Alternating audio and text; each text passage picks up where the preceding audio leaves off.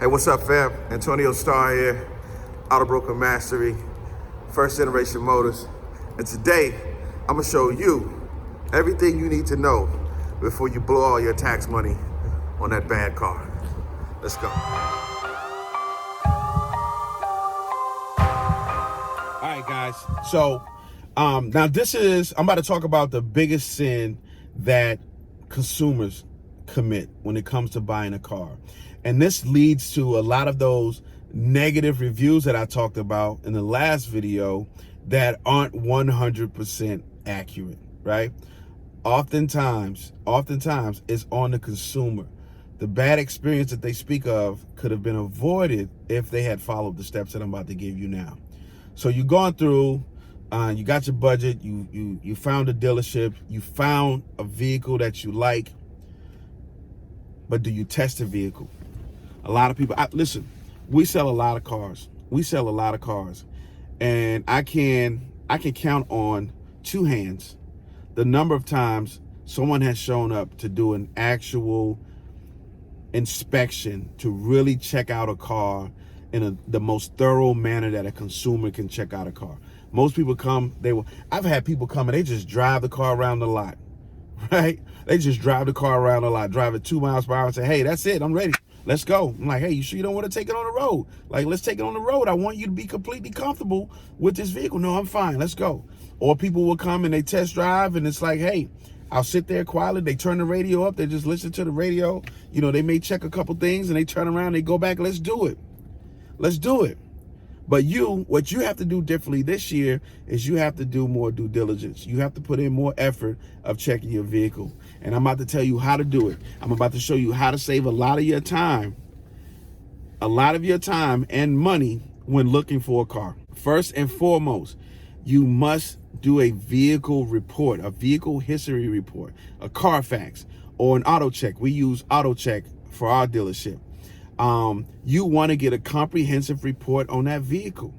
There are things that you want to know before you go and look at the car.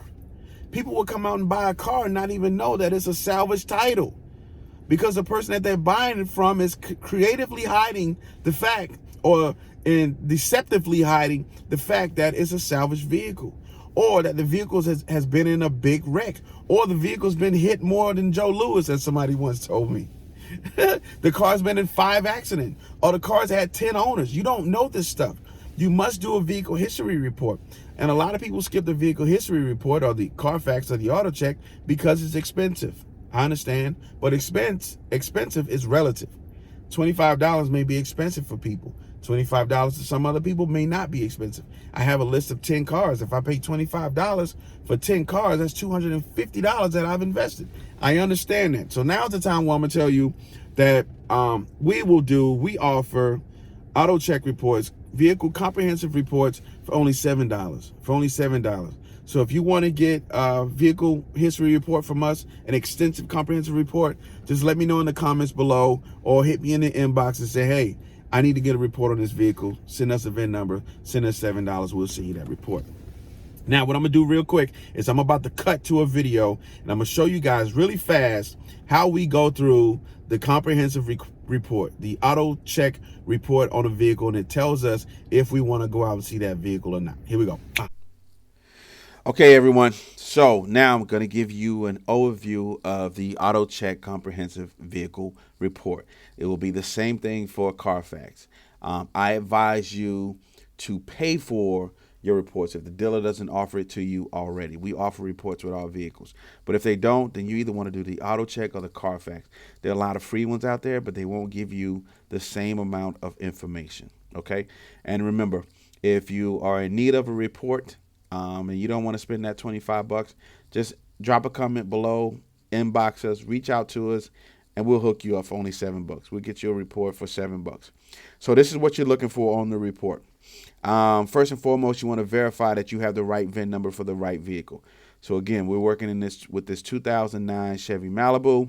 That's the VIN number. Gives you a brief overview of the engine size, things of that nature. Next, it's going to be your vehicle at a glance. This AutoCheck score out of 72, this vehicle scores a 70, which is great. I'll be honest with you, I still don't understand the algorithm with the auto check, but if it scores high with them, it scores high with me. The next section, which is important, very important, is the report section, because this is going to show you at a glance what to expect from this vehicle and the title associated with the vehicle. So this first check says no state title brand reported. A branded title means it's salvage title, or it's a total loss by the insurance company. It's a rebuilt title, or it has frame damage, something like that.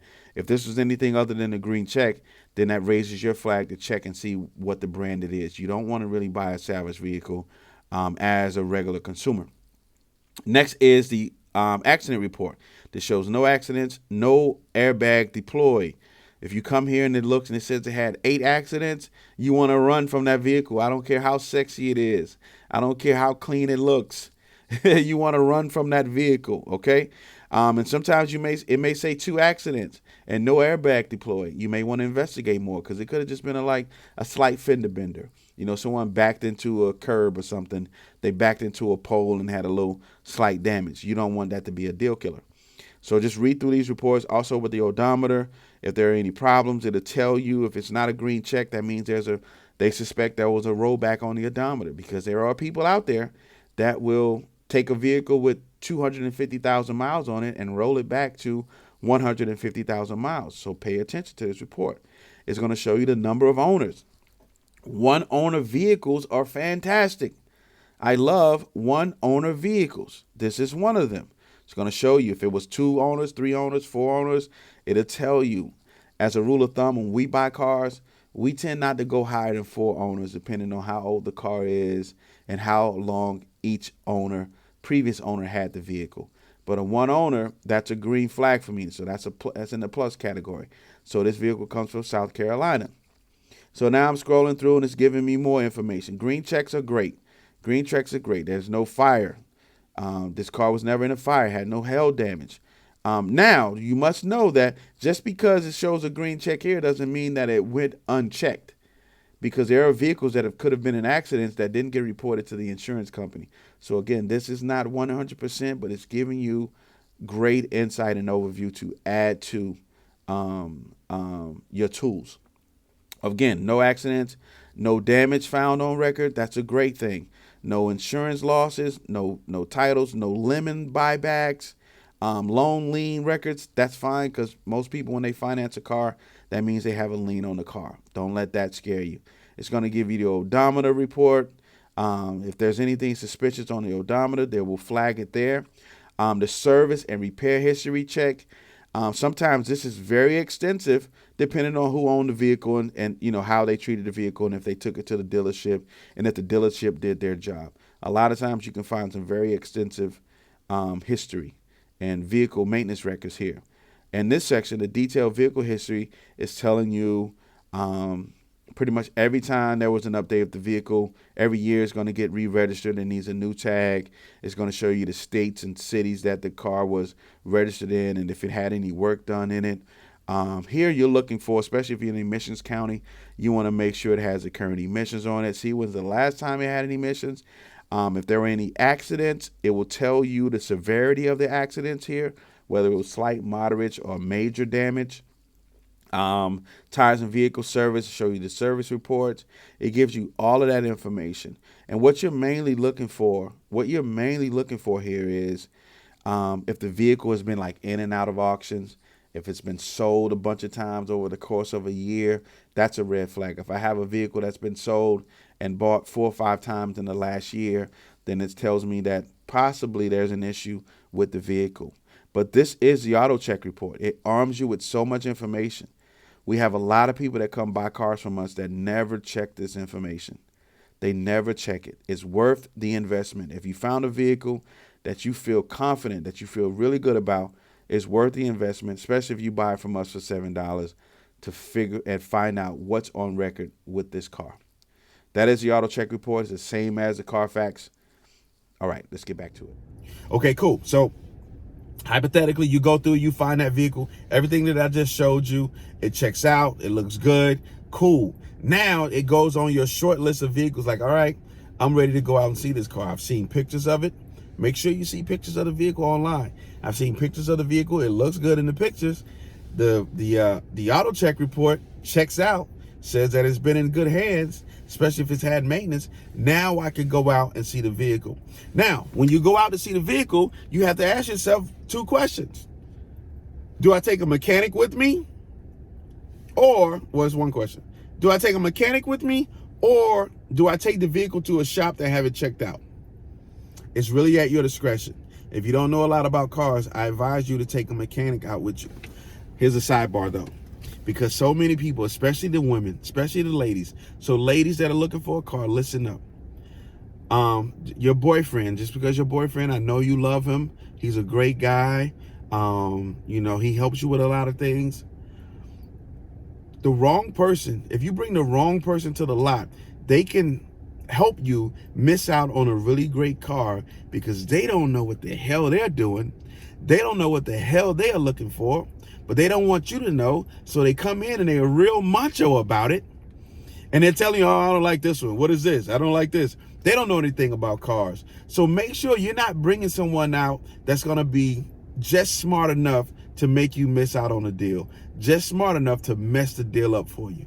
Bring someone that's qualified, kind of qualified, at least someone that knows what to listen, feel, and smell for, okay?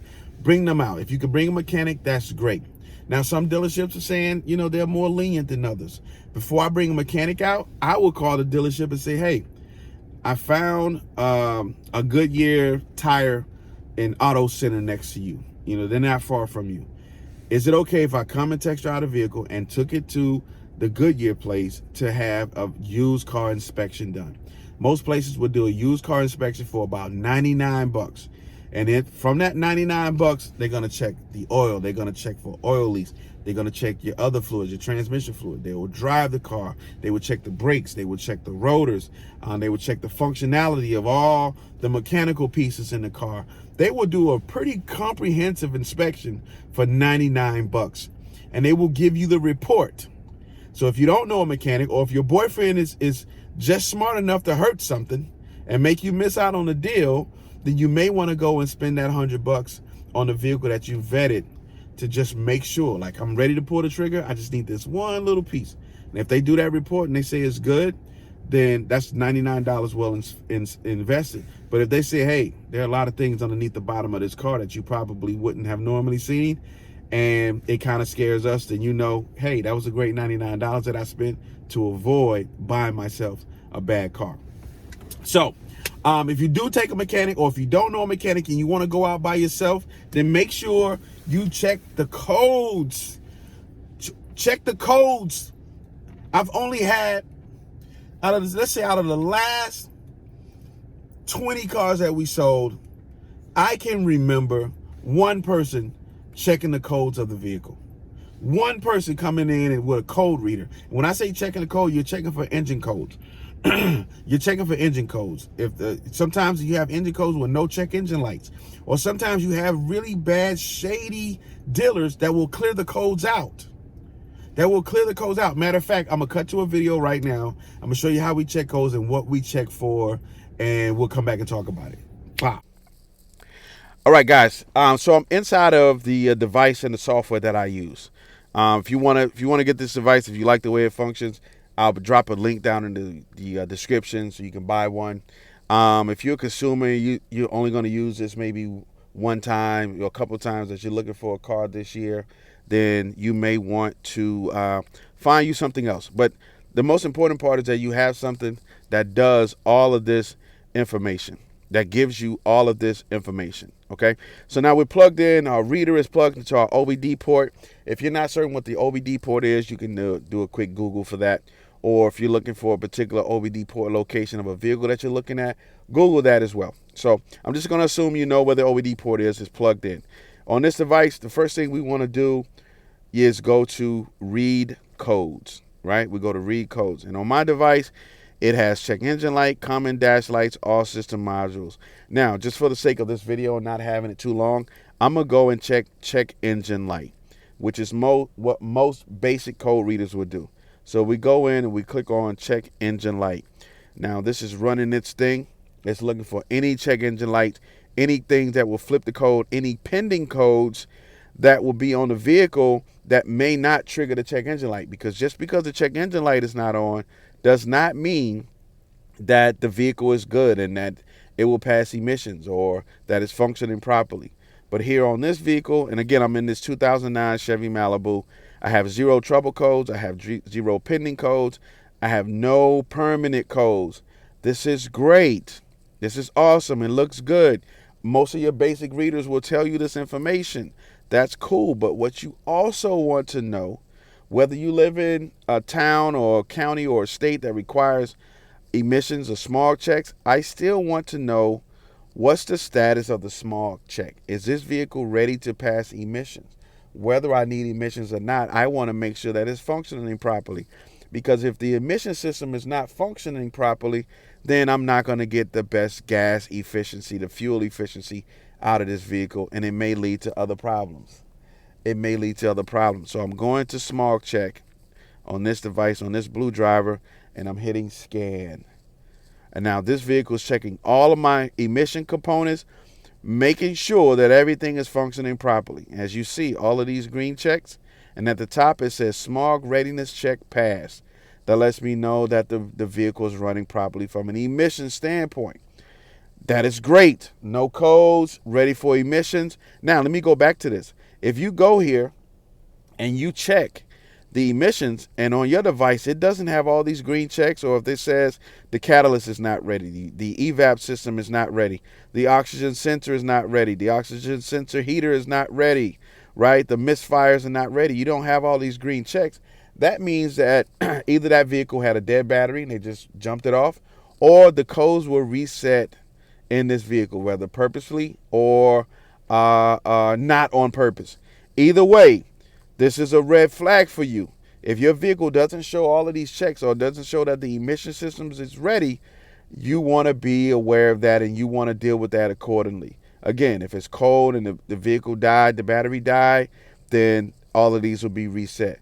But you want to take this information and do more investigation and ask the dealer, why the car is in that state. You may say, hey, I need you to get these all checked off, and I will come back and buy the vehicle once I see all green checks and this vehicle is emissions ready and the emission system is performing properly. But now, again, you're arming yourself with the information. One last thing you want to check, and this doesn't work on every vehicle, but on this blue driver, I love it because it tells me the mil status. This is going to tell me how long has the engine gone, either with a check engine light on or the check engine light off. How long has it been driven since the check engine lights were cleared, if so? And if you see at the bottom, it says distance since trouble codes cleared 40,000 miles ago. It was cleared 40,000 miles ago. That tells me that this car really is good from the emission standpoint, from a check engine light standpoint, because it's gone almost 41,000 miles since the codes were clear. This is a green light for me. And if the check engine light is on, it'll tell you how long the check engine light has been on. So the check engine light is on and it's only been on for a couple of miles, then that could mean the codes were reset and the check engine light came back. Or if it's been on for 40,000 miles, that means that this issue has existed for a long time. And what are the subsequent issues that can come up from this vehicle? So that's it in a nutshell. Checking the codes.